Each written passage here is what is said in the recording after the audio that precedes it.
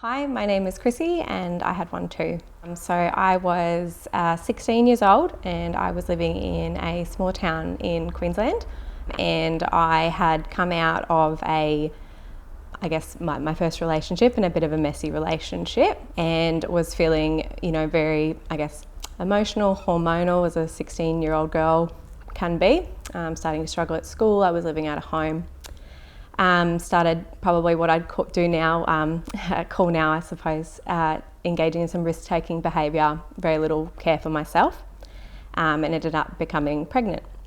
And I found that out through, the classic ways of, starting to feel really sick, realising I missed my period, snuck into a chemist, got a pregnancy test and did it myself, and realised I was like, here I am, the cliche teen pregnancy, what do I do now? I didn't really have someone I felt I could talk to. I'd just moved out of home a couple of months earlier. Didn't want to tell my mum because I thought she'd be really upset. My sister was quite a bit older than me and we weren't in a lot of contact, so I didn't feel I could talk to her. Didn't feel like I could talk to anyone at school. So I kind of just looked up another GP. I didn't want to go back to the one I'd been using with my family to try to get some advice about what to do. I was kind of told, well, it's a bit too late for advice.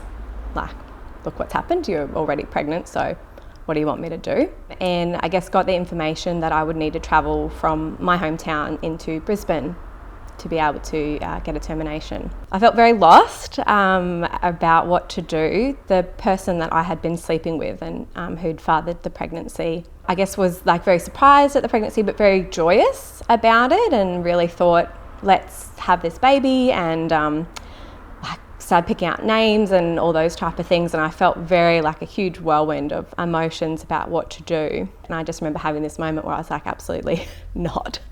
I just can't do this. I want to finish school, and what would having a baby look like? And I don't have anyone I could even talk to about what that might have looked like.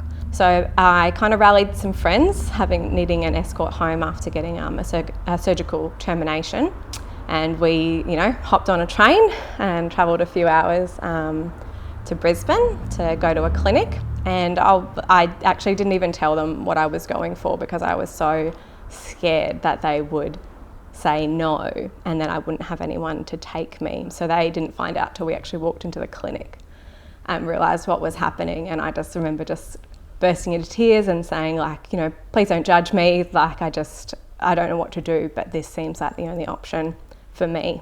Yeah, I had the termination, and then we went home to just caught the train back home another 4 or so hours, and that was the reality of what the option was, being in a small-ish town in Queensland, having to go somewhere to get something, which I didn't even realise at the time because I was 16 and not very well informed, was actually a criminal offence to be able to go and do that. My doctor didn't even tell me that, and I didn't really get any education about kind of what it all meant. After the procedure, when I got home and my friends left and I was very much on my own, I had a very, very strong emotional and I suppose hormonal response to terminating the pregnancy. I ended up taking quite a lot of medication that night, just not knowing what to do, and ended up getting myself in hospital overnight.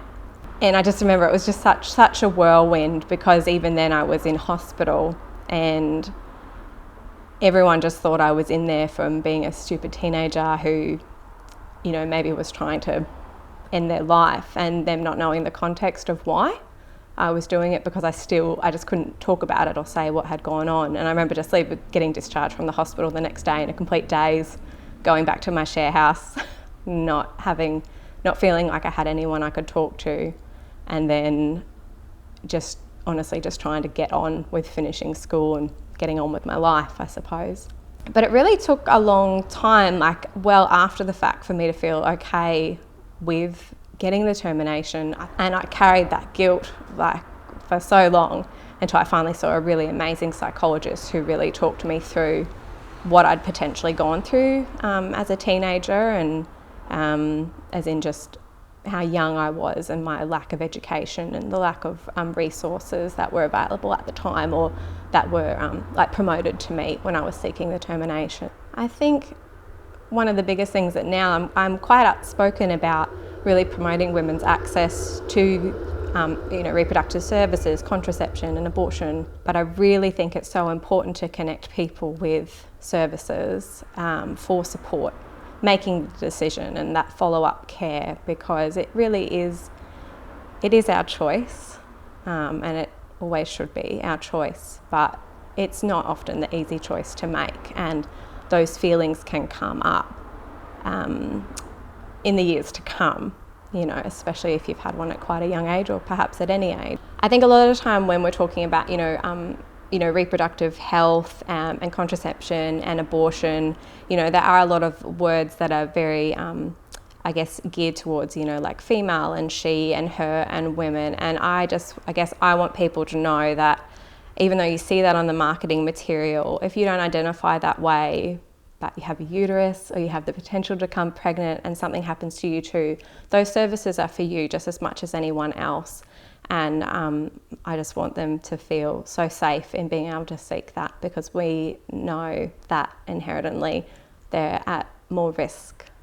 People in those circumstances whose gender and sexuality don't exactly line up with the brochures, there's still someone out there that can help, and you just gotta reach out and connect and find it.